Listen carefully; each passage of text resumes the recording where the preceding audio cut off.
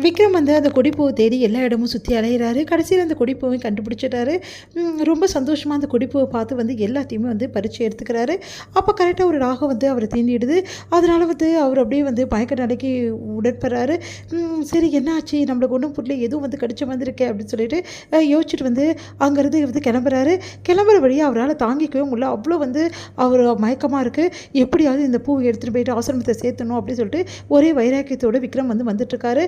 அடுத்து வந்து வேதா இங்கே டென்ஷனாக இருக்காங்க. விக்ரம் என்னாச்சு தெரியும், இவ்வளோ நேரம் ஆச்சு வரலையே அப்படின்னு சொல்லிட்டு பார்த்தா விக்ரம் வந்துடுறாரு. விக்ரம் வந்தோடனே வேதா கிட்ட அந்த பூவை கொடுத்துட்றாரு. எங்க பூ எடுத்துட்டிங்களா, எவ்வளோ பெரிய விஷயம், சூப்பருங்க அப்படின்னு சொல்லிட்டு அந்த பூவை அவங்க வாங்கிக்கிறாங்க. வாங்கணும்னு என்ன ஆகுதுன்னா அப்படியே வந்து விக்ரம் வந்து மயக்கடிச்சு கீழே விழுந்துடுறாரு. வேதா ரொம்ப பயந்து போயிடறாங்க, பயங்கரமாக கத்திடுறாங்க. அப்போ ஆசிரமத்தில் உள்ளவங்க எல்லாருமே ஓடி வராங்க. பார்த்தா வந்து அப்புறம் தான் கண்டுபிடிக்கிறாங்க, இந்த மாதிரி விக்ரமை வந்து ஒரு நாகம் வந்து தீண்டி இருக்குது. அதனால தான் விக்ரமுக்கு இந்த மாதிரி ஆச்சு. அதுவும் விஷமுள்ள நாகம். இந்த நாகம் வந்து தீண்டவங்க யாருமே உயிரோடு இருக்க சான்ஸே கிடையாது.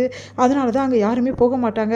மலையேறவங்க மட்டும்தான், அவங்களுக்கு தான் தெரியும் அந்த நாகம் வந்து எப்போ வரும் எப்போ போகும் அப்படின்னு சொல்லிட்டு. அதனால் அவ்வளோதான் முடிஞ்சிடுச்சு அப்படின்ற மாதிரி சொல்லிடுறாங்க. அதனால் இதுக்கப்புறம் விக்ரமை காப்பாற்றுறது ரொம்ப கஷ்டம் அப்படின்ற மாதிரி சொல்லிடுறாங்க. என்ன பண்ணுறதுன்னு தெரியாமல் விக்ரமோட அவங்க அத்தையும் அதுக்கப்புறம் வந்து வேதாவும் அழறாங்க. அப்போ வந்து என்ன பண்ணுறதுன்னு தெரியலையம்மா, விக்ரம் இப்படியே காப்பாற்றி ஆகணும், அதுக்கு ஒரே வழி இருக்குது அப்படின்னோடனே எந்த வழியாக இருந்தாலும் எந்த பரிகாரமாக இருந்தாலும் நான் செய்கிறேம்மா அப்படின்னு சொல்லிட்டு வேதா வந்து சொல்கிறாங்க. இப்போ வந்து விஷ முறிவுக்காக வந்து மருந்து கொடுத்துருக்கோம். அது நைட்டெல்லாம் வந்து கண்ணு முழிச்சு வந்து பார்த்துக்கணும். தூங்கவே கூடாது விக்ரம், முக்கியமான வேலை, சுத்தமாக தூங்கக்கூடாது.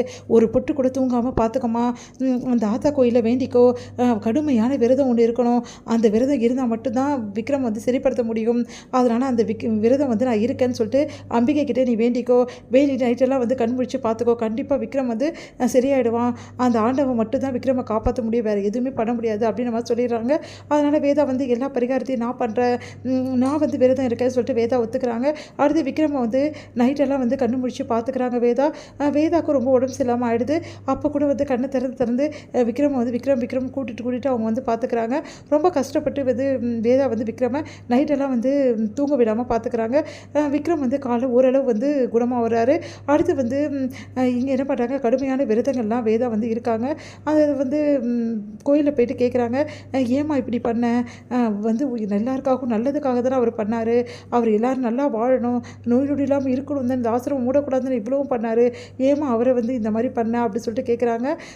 உடனே வந்து ஆல்ரெடி வந்து அந்த அம்மா வந்து வராங்க. உடனே வேதாவை வந்து பார்த்து வந்து சொல்கிறாங்க, கவலைப்படாதம்மா, சீக்கிரமாக குணமாயிடும், இந்த மருந்து எடுத்துகிட்டு போயிட்டு உன் புருஷனுக்கு கொடு, கண்டிப்பாக சரியாயிடும்ன்றாங்க. அம்மா நீங்களா அப்படின்னு சொல்லிட்டு வேதா வந்து ஓடின்னு போயிட்டு அந்த மருந்து எடுத்துகிட்டு போயிட்டு கொடுக்குறாங்க விக்ரமுக்கு. விக்ரம் கொஞ்சம் கொஞ்சமாக கண்ணை திறந்து பார்க்குறாரு. எல்லாருமே பார்த்து அப்படியே வந்து வேதா கதறி அழுறாங்க. விக்ரமை கட்டிப்பிடிச்சி, விக்ரம் உங்களுக்கு சரியாயிடுச்சா அப்படின்னு சொல்லிட்டு. அடுத்து வந்து வேதா வந்து இந்த மருந்து எங்கம்மா கிடச்சிது, இதெல்லாம் கிடைக்கவே கிடைக்காது, ரொம்ப அபூர்வமான மூலிகை அப்படின்றாங்க. இல்லைம்மா, நான் ஆல்ரெடி சொன்னேன்ல, ஒரு அம்மா வந்து கொடுத்தாங்கன்னு, அந்த தாய் தாம்மா வந்து கொடுத்துருக்காங்க. அந்த அம்மாவே வந்து நேரில் வந்து உனக்கு வந்து விக்ரம் உயிரை காப்பாற்றி கொடுத்துருக்கா, அந்த அம்மாவுக்கு நன்றி சொல்லணும் அப்படின்னு சொல்லிட்டு எல்லாரும் கடவுளை வேண்டிக்கிறாங்க. இது முடியுது.